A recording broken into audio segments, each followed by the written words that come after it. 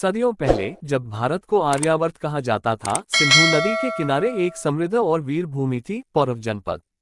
ये भूमि केवल धन धान्य से नहीं, बल्कि वीरता, स्वाभिमान और युद्ध कौशल से प्रसिद्ध थी। इसी धरती पर जन्म हुआ एक ऐसे राजा का, जिसका नाम आगे चलकर इतिहास में अमर हुआ। राजा पोरस पुरु। पोरस का शरीर पर्वत समान विशाल था।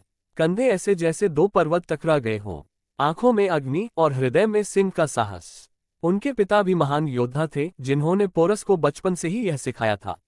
राजा वही है जो झुके नहीं, और वीर वही है जो हार में भी सम्मान न छोड़े। बचपन और शिक्षा। पोरस को छोटी उम्र से ही तलवार, भाला, गदा, धनुष, हाथी युद्ध सभी में निपुण बनाया गया। विशेष रूप से युद्ध हाथियों का प्रशिक्षण पोरस की सेना की पहचान बन गया। उनके हाथी लोहे के कवच पहनते, सूंडों में तलवारें बांधी जाती और पैरों में कांटे। जब पोरस केवल 16 वर्ष के थे, तब उन्होंने पहली बार युद्ध में भाग लिया और शत्रु सेना को पीछे हटने पर विवश कर दिया। राजा पोरस का राज्याभिषेक। पिता के देहांत के बाद पोरस का राज्याभिषेक हुआ।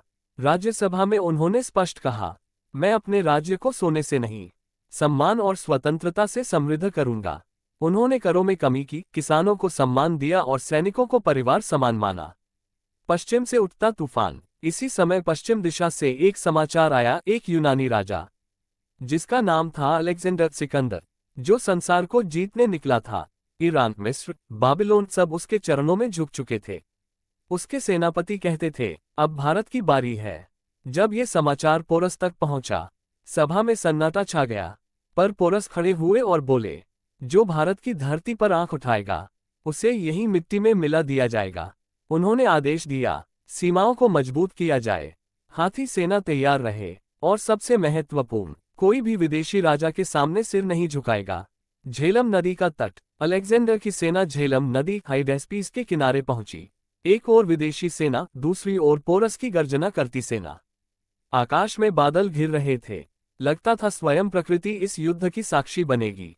और यहीं से शुरू होने वाला था भारत का सबसे गौरवशाली युद्ध। नेक्स्ट कहानी अगले भाग में।